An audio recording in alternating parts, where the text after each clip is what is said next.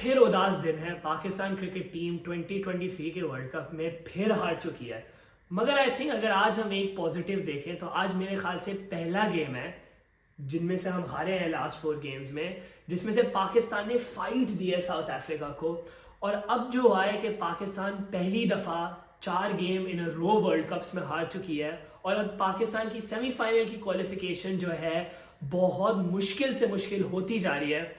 क्या थॉट्स हैं? I think मुश्किल से ज़्यादा नामुमकिन ही हो गई है और ये बहुत सैड बात है कि हम ऐसी हार में भी पॉजिटिव ढूंढने की कोशिश कर रहे हैं कि हमारी क्रिकेट इस स्टेज तक आ गई है। नो डाउट आज बॉयज़ ने बहुत अच्छी फाइट पुटअप की, फिर भी आई थिंक काफ़ी सारे फ्लॉज थे which have been going through Asia cup और आज वो फिर रीट्रेट हुए। तो स्टार्ट करते हैं। बिल्कुल बिल्कुल बात सही की। आई थिंक शुरू करते हैं डिस्कशन। आज हम शुरू करते हैं पाकिस्तान की बैटिंग से। टॉस जीता, पहले बैटिंग की। आई थिंक राइट डिसीजन था। वही बात है, चेन्नई की पिच थी और वही मसला था अगर साउथ अफ्रीका आपका आउटस्कोर कर जाता बैट के साथ तो हम लोग कभी भी चेज नहीं कर पाते। तो और हाँ, यही आई थिंक जो साउथ अफ्रीका का डिसीजन था कि वो उनका स्ट्रेंथ ही यही है, वो पहले बैटिंग करे, 350-400 करे, फिर हमारे लिए वो चेज करना मुश्किल था। तो आई थिंक करेक्ट डिसीजन। लेकिन फिर हम बैटिंग के बारे में अगर हम बात करें तो जो डिसमिसल्स अप टॉप थे वो बड़े डिसअपॉइंटिंग थे। क्या इंटेंट क्या था पाकिस्तान टीम का, कुछ समझ नहीं आ रहा था। आई थिंक मार्को जॉनसन का जो पहला ओवर था उसके बाद अब्दुल्ला काफी टेंटेटिव हो गए थे। उन्होंने शॉट क्या खेला, शॉर्ट बॉल का ही डर लग रहा था जिसपे वो बाद में आउट हुए। इमाम हैज बीन थॉरली डिसअपॉइंटिंग। ये उनकी 2 ही वीकनेसेस हैं और दोनों पूरी तरीके से एक्सप्लॉइट की गई हैं पूरे वर्ल्ड कप में, तो नो कमेंट्स। उसके बाद अगर हम बात करते हैं बाबर रिजवान पार्टनरशिप की, बिल्कुल बाबर रिजवान की पार्टनरशिप की बात करें तो I think Babar played well, उन्होंने 50 की। लेकिन वही बात है कि and Rizwan look very shaky. मेरे ख्याल से रिजवान की इनिंग्स पे मुझे तो कोई खास इतना मजा नहीं आया। लग रहा था 2-3 बार ऐसे लगा कि वो आउट हो जाएंगे। स्वीप खेला, स्लॉग स्वीप खेला और एंड में मेरे ख्याल से वो आउट ही हो गए कोटजी की बॉल पे, शॉर्ट बॉल। बिल्कुल आई थिंक वही होता है कि क्योंकि परचेज बहुत ज्यादा था साउथ अफ्रीका की फास्ट बॉलर्स को उस पिच पर, और जहां बाउंस होता है वहां रिजवान मैंने देखा यूजुअली इतना इफेक्टिव नहीं होती क्योंकि वो ज्यादातर शॉट्स थ्रू द लाइन ही खेलने जा रहे होते हैं।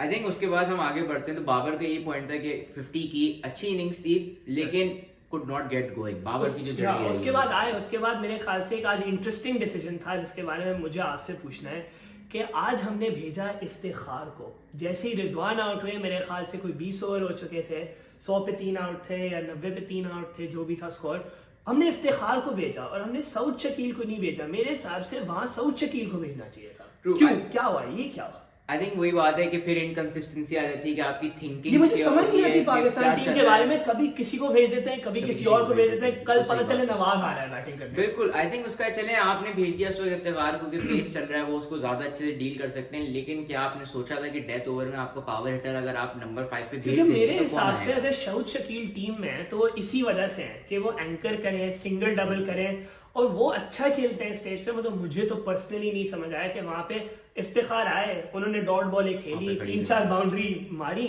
और फिर खड़ी कर दी बॉल, आउट हो गए, वो भी लेग स्पिनर पे। बिल्कुल। और आई थिंक सबसे बड़ा टॉकिंग पॉइंट तो ये है कि आज फिर लेग स्पिनर ने, मतलब लेफ्ट आर्म चाइनामैन ने 4 विकेटें ले लिए। बिल्कुल आई थिंक रिस्ट स्पिनर के अगेंस्ट हमारी वीकनेस इस वर्ल्ड कप में ब्लैटेंटली दिखी। अगर आप देखें तो जो 3 रिस्ट स्पिनर्स हैं चाइनामैन, उन पर हम सफर किए, साथ में जैम्बा ने हमें अलग लिटाया रोड के ऊपर प्रॉपर।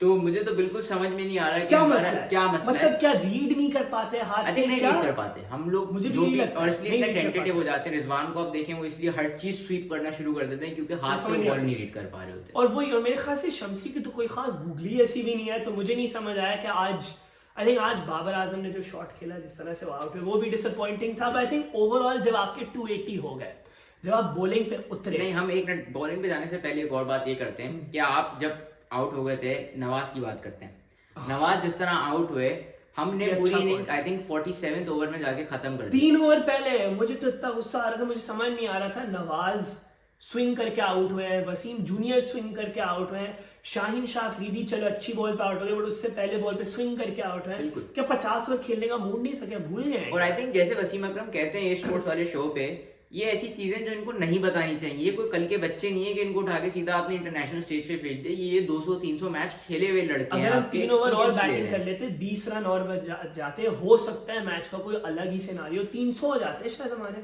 बिल्कुल, और उसकी वजह से जैसे हम बॉलिंग में गए, we were always chasing the game. जो हमारा स्टार्ट आई थिंक जब हम बॉलिंग पे आते हैं तो फिर आई थिंक इससे स्टार्ट ये करते हैं कि आई थिंक इंप्रूवमेंट तो थी बॉलिंग परफॉर्मेंस में compare to the last 5 games we played in the world cup. Usually हम स्टार्ट में बहुत स्ट्रगल कर रहे थे, आज हमने थोड़ा कम स्ट्रगल किया। ट्रू, लेकिन आई थिंक वही मसला है कि हमारे बॉलर्स, फास्ट बॉलर स्पेशली, उनको 1 ओवर लगता है अकल आने में कि कहाँ से बॉल करना है। शाइन के पहले ओवर में ओवर ट्राई किया उन्होंने, हर बॉल आगे पिच कर रहे थे, उनको लग रहा था स्विंग मिलेगी, और जब आपने देख लिया कि स्विंग नहीं है तो वो इतने प्रेडिक्टेबल हो गए कि डिकॉक वाज रेडी। जैसी बॉल बाहर आता था उसको उसने खेला, ऑन द पैड्स उसने क्रॉस जाके खेला, तो ये चीज जो थी उससे टोन सेट हो जाती है चेस की। आई थिंक वही था कि we were always chasing the game like you said. But I think जो एक पॉजिटिव मुझे यहाँ पे हाईलाइट करना है, वसीम जूनियर का वेरी कमबैक। गुड, काफी जबरदस्त बॉलिंग की, उनकी बॉल काफी स्किट कर रहा था, और आप देख सकते थे रिवर्स स्विंग भी हो रहा था। साउथ अफ्रीका के बैट्समैन मुश्किल थे, वो हरी हो रहे थे, जिसकी वजह से उन्होंने बहुत फॉल्स शॉट खेला। एग्जैक्टली, मेरे ख्याल से क्लासन को आउट किया उन्होंने दूसरा बवूमा को भी आउट किया, हरी किया उन दोनों को।